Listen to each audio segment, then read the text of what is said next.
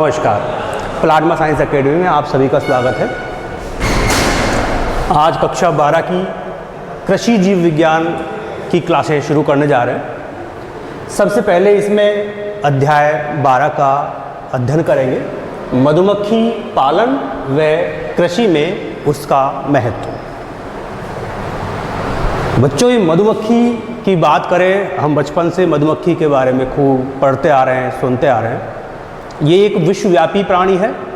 संपूर्ण विश्व में मधुमक्खियाँ पाई जाती हैं और सबसे बड़ी बात, मधुमक्खी एक सामाजिक प्राणी होती है।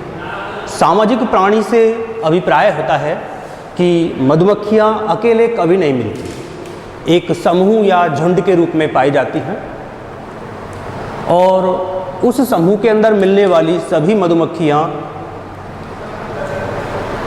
अलग अलग कार्यों को करने के लिए श्रम विभाजन पाया जाता है।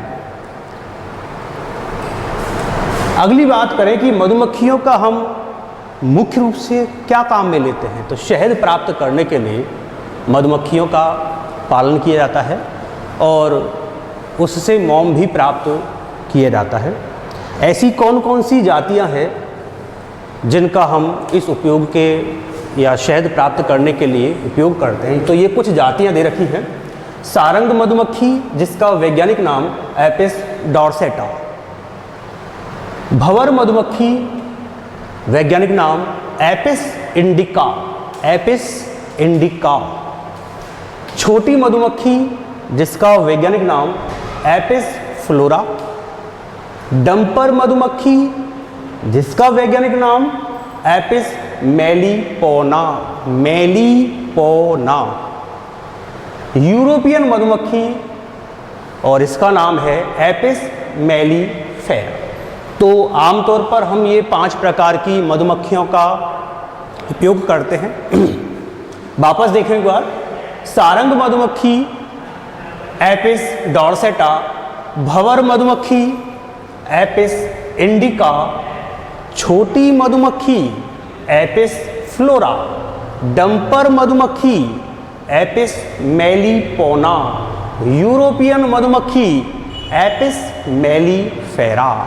जिस तरह से मैंने 2 बार रिवाइज किया है, आप लोग 5 बार रिवाइज करें, ये पूरे नाम वैसे याद जाएंगे तुमको।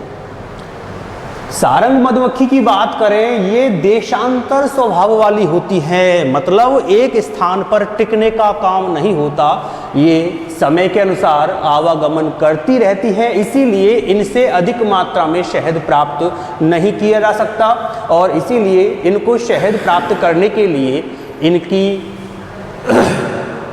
इनका पालन नहीं किया जाता। तो फिर ऐसी कौन सी जातियां हैं जिनका सबसे ज़्यादा पालन किया जाता है शहद प्राप्ति के उद्देश्य से? वो हैं, एक तो भंवर मधुमक्खी एपिस इंडिका और एक है यूरोपियन मधुमक्खी एपिस मेलिफेरा। ये दोनों ही ऐसी जातियां हैं जिनका सर्वाधिक उपयोग होता है शहद प्राप्ति के लिए। क्यों? क्योंकि ये दोनों ही प्रकार की जो जातियां हैं वो ऐसे स्थानों पर पाई जाती है जहां पर फसलें अधिक हो, पुष्प वाली फसलें अधिक पाई जाती है। तो इसीलिए इन दोनों जातियों का उपयोग सर्वाधिक शहद प्राप्त करने के लिए सर्वाधिक मात्रा में पालन किया जाता है। आगे बात की जाए कि मधुमक्खी जो भी है वो कार्य व संरचना के आधार पर कितने प्रकार की होती है। एक जो समूह है, एक उसका जो समाज है, एक छत्ता है, उस छत्ते के अंदर आमतौर पर मधुमक्खियाँ कितने प्रकार की होंगी और वो भी किस आधार पर? कार्य और संरचना के आधार पर। तो आमतौर पर ये 3 प्रकार की पाई जाती है, रानी मधुमक्खी, नर मधुमक्खी और श्रमिक मधुमक्खी। रानी मधुमक्खी, दूसरा है नर मधुमक्खी, नर को ही बोला जाता है ड्रोन मधुमक्खी, और तीसरा है श्रमिक मधुमक्खी। अब एक एक के बारे में हम चर्चा करें तो सबसे पहले हम बात करेंगे रानी मधुमक्खी की। सारे छत्ते पर सबसे कम संख्या में होती है रानी मधुमक्खी। एक या कई बार कुछ ज़्यादा भी हो सकती है, लेकिन बहुत ज़्यादा नहीं। सबसे कम संख्या पाई जाती है रानी मधुमक्खी की। इन मधुमक्खियों का आकार सामान्यतया अन्य मधुमक्खियों से बड़ा होता है, और मैं तो कहूँगा बड़ा ही नहीं, काफ़ी ज़्यादा बड़ा होता है। रानी मधुमक्खी का जो उदर वाला भाग होता है वो सबसे बड़ा होता है, क्योंकि इसका मुख्य कार्य होता है अंडे देना, और अंडे स्टोर करने के कारण ही इसका उदर अन्य मधुमक्खियों की अपेक्षा सबसे बड़ा पाया जाता है। रानी मधुमक्खी संपूर्ण छत्ते पर अपना नियंत्रण रखती है। इसके द्वारा एक विशेष प्रकार का गंधयुक्त पदार्थ स्रावित किया जाता है छत्ते में, और उस गंधयुक्त पदार्थ के द्वारा ही रानी मधुमक्खी छत्ते की अन्य मधुमक्खियों पर अपना नियंत्रण बनाए रखती है। अगली बात करें कि रानी मधुमक्खी में जो उसके अंग होते हैं विशेष, वो कौन कौन से पाए जाते हैं, कौन कौन से नहीं पाए जाते। तो ध्यान रखें, मधुमक्खी कौन सी, रानी मधुमक्खी में पंख अल्प विकसित होंगे, क्योंकि इसका मुख्य कार्य अंडे देने का होता है। बार बार ये केवल अपने संपूर्ण जीवन काल में एक बार ही छत्ते से बाहर निकलती है, वो बताएंगे अभी कब निकलती है, लेकिन उसके बाद वो लगातार छत्ते में ही बनी रहती है। इसीलिए पंखों का कोई विशेष योगदान रहता नहीं है और पंख मिलेंगे अनुपस्थित। अगली बात करें मुखांगों की, तो इस पूरे छत्ते के अंदर चाहे रानी हो, चाहे नर हो, चाहे श्रमिक हो, सभी को भोजन उपलब्ध कराने का मुख्य कार्य होता है श्रमिक का।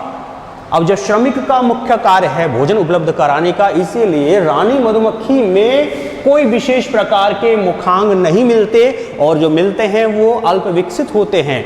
ऐसे ही बात करेंगे डंकों की। डंक, क्योंकि छत्ते की सुरक्षा का कार्य भी श्रमिक मधुमक्खी का ही होता है, रानी का नहीं होता, इसीलिए इन मधुमक्खियों में डंक नहीं पाए जाते। मोम ग्रंथि, ये मोम ग्रंथि अनुपस्थित होती है। मोम ग्रंथि होती क्या है मधुमक्खियों में, और वो भी विशेष रूप से बताया जाए तो श्रमिक मधुमक्खी के उदर वाले भाग में विशेष प्रकार की ग्रंथि होती है, और उस ग्रंथि द्वारा एक मोम जैसा पदार्थ स्रावित होता रहता है। उस मोम जैसे पदार्थ को मधुमक्खियां अपने पिछले पैरों की सहायता से उदर भाग से निकालकर या उदर भाग से लेकर अपने मुख में चबा चबा कर सॉफ्ट बनाती है, और उसके पश्चात उसका उपयोग छत्ते की मरम्मत में करती है। लेकिन इस प्रकार की मोम ग्रंथियां श्रमिक मधुमक्खियों में भी पाई जाती है, रानी मधुमक्खी में ये अनुपस्थित होगी। अगली बात करें, अभी हमने कुछ देर पहले चर्चा की थी कि रानी मधुमक्खी वैसे तो उसमें पंख अनुपस्थित होते हैं, लेकिन जब रानी मधुमक्खी युवावस्था में होती है, पुत्री अवस्था में होती है, तो अपने पूरे जीवन काल में केवल एक बार छत्ते से बाहर निकलकर काफी ऊंची उड़ान भरती है। उसी उड़ान को कहा जाता है मैथुनिक उड़ान। ध्यान रखिएगा, इंपॉर्टेंट है। मैथुनिक उड़ान क्या है और कौन भरता है? तो रानी मधुमक्खी अपने संपूर्ण जीवन काल में केवल एक बार जब वो पुत्री अवस्था में होती है तो छत्ते से बाहर निकलकर काफी ऊंची उड़ान भरती है, और इसी उड़ान को कहते हैं मैथुनिक उड़ान। जिस समय रानी मधुमक्खी मैथुनिक उड़ान भरती है, उसी के पीछे पीछे उस छत्ते में उपस्थित कुछ नर या ड्रोन मधुमक्खियां भी उड़ान भरती है। किस कार्य के लिए? मैथुन की क्रिया के लिए, सेक्स करने के लिए। ये सभी नर मधुमक्खियां रानी के पीछे पीछे उड़ान भरती है। नर मधुमक्खियां आपस में संघर्ष के कारण अनेक नर मधुमक्खियां मर जाती हैं। केवल और केवल कुछ, या हम कहें केवल एक नर मधुमक्खी जो योग्य है, सुयोग्य है, वही रानी मधुमक्खी के पास पहुंचकर मैथुन की क्रिया करती है, और उस मैथुन की क्रिया के दौरान संपूर्ण शुक्राणुओं को रानी मधुमक्खी के उदर भाग में उपस्थित शुक्रधानियों में डाल देती है। इसके पश्चात नर मधुमक्खी का कार्य खत्म होता है और वो रानी मधुमक्खी अपनी उड़ान पूर्ण करके वापस छत्ते में आ जाती है। तो इस प्रकार से ये हो गया पोर्शन रानी मधुमक्खी का। कह सकते हैं रानी मधुमक्खी का एक ही काम है जो मुख्य है, मैथुनिक उड़ान के दौरान मैथुन की क्रिया करना, अंडों को स्टोर करना, उसके पश्चात अपने संपूर्ण जीवन काल में उन अंडों को निकालना, शिशु जिससे शिशु बने, अन्य मधुमक्खियां बने। लेकिन प्रौढ़ावस्था जब आती है उस समय रानी मधुमक्खी अंडे देना बंद कर देती है, उसका कार्य खत्म। उसके बाद श्रमिक मधुमक्खियां उस रानी मधुमक्खी को धक्के देकर छत्ते से बाहर निकाल देती है और वो रानी मधुमक्खी भूख की वजह से मर जाती है। रानी मधुमक्खी अपने जीवन काल में 2 प्रकार के अंडे देती है, एक निषेचित अंडा, दूसरा अनिषेचित अंडा। निषेचित अंडा किसे कहेंगे?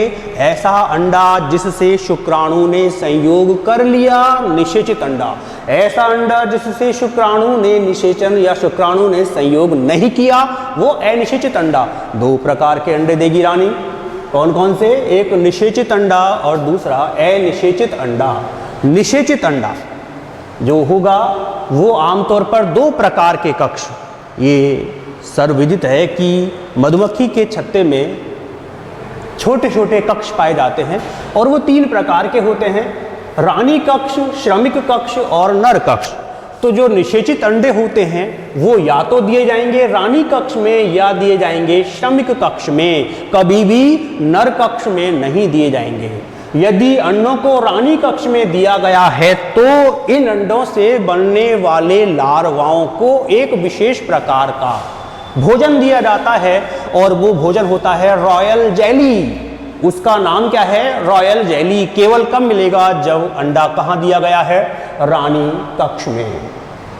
यदि उस लार्वा को रॉयल जेली मिला है तो अब वो लार्वा आगे चलकर डेफिनेट पक्का किस प्रकार की मधुमक्खी में परिवर्तित होगा? रानी मधुमक्खी। यदि अंडा दिया गया है श्रमिक कक्ष में तो श्रमिक कक्ष में सब कुछ वैसा ही होता है, एक चीज अनुपस्थित मिलेगी, रॉयल जेली नामक भोजन। यदि अंडों को श्रमिक कक्ष में दिया गया है तो यहाँ पर उन अंडों से बनने वाले लार्वाओं को रॉयल जेली नामक पोषक पदार्थ नहीं मिलेगा और इसी वजह से वो अंडों से जो मधुमक्खी बनेगी वो हमेशा कौन सी बनेगी? श्रमिक मधुमक्खी। तो ये संपूर्ण कहानी हो गई रानी मधुमक्खी की। इसके बाद दूसरी बात करें नर मधुमक्खी, जिसको हम ड्रोन मधुमक्खी भी कह सकते हैं। संपूर्ण छत्ते में ड्रोन या नर मधुमक्खियों की संख्या 20 से लेकर 200 तक हो सकती है। 20 से लेकर 200 तक हो सकती है। इनका आकार रानी की अपेक्षा कम होगा लेकिन श्रमिक की अपेक्षा थोड़ा बड़ा रहेगा। अगली बात करें कि नर मधुमक्खी में पराग थैली नहीं मिलती। प्रश्न ये, पराग किस से लिया गया है? पराग कणों से। तो ध्यान दीजिएगा, श्रमिक मधुमक्खियों की पिछली टांगों में ब्रुश के समान छोटे छोटे रोम या बाल उपस्थित होते हैं और जब वो किसी पुष्प पर जाकर बैठती है तो पुष्प के पराग कण उन रोमों के मध्य इकट्ठे हो जाते हैं। अब उस स्ट्रक्चर को ही कहा जाता है पराग थैली। तो ये जो पराग थैली है वो ना नर के अंदर मिलेगी ना रानी के अंदर मिलेगी, केवल और केवल किसके अंदर मिलेगी? श्रमिक मधुमक्खियों के अंदर। भोजन पूर्ति कौन करेगा नर की? भाई जो नर छत्ते में है उनको भोजन कौन उपलब्ध कराएगा? तो सीधी सी बात है, इनको भोजन केवल और केवल श्रमिक मधुमक्खियां ही उपलब्ध कराएंगी, क्योंकि भोजन को उपलब्ध कराने का जो कार्य वो केवल श्रमिक मधुमक्खियों का है।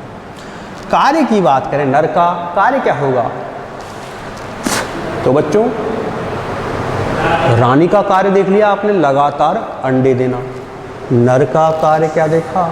मैथुनिक उड़ान के दौरान रानी मधुमक्खी के साथ मैथुन की क्रिया करना और उस मैथुन की क्रिया के जस्ट बाद में ही नर मर जाता है। तो नर का जीवन काल रानी की अपेक्षा काफ़ी छोटा होता है। तीसरी और अंतिम बात करें श्रमिक मधुमक्खी सबसे इंपॉर्टेंट है, जो कि एग्जाम में कई बार पूछा गया है। श्रमिक मधुमक्खियों से संबंधित प्रश्न। श्रमिक मधुमक्खी जनन अक्षम्य है, मतलब ये जो मधुमक्खियां हैं वो जनन नहीं कर सकती, संतान पैदा नहीं कर सकती। संतान पैदा करने का जो मुख्य कार्य होगा वो नर और रानी का होगा। जो श्रमिक मधुमक्खियां हैं वो संतान उत्पन्न करने में बिल्कुल भी सहयोग नहीं करती, बिल्कुल भी योगदान नहीं करती। इन्हीं में मिलता है मोम ग्रंथि। हमने कुछ देर पहले चर्चा की थी, मोम ग्रंथि किन में मिलेगी?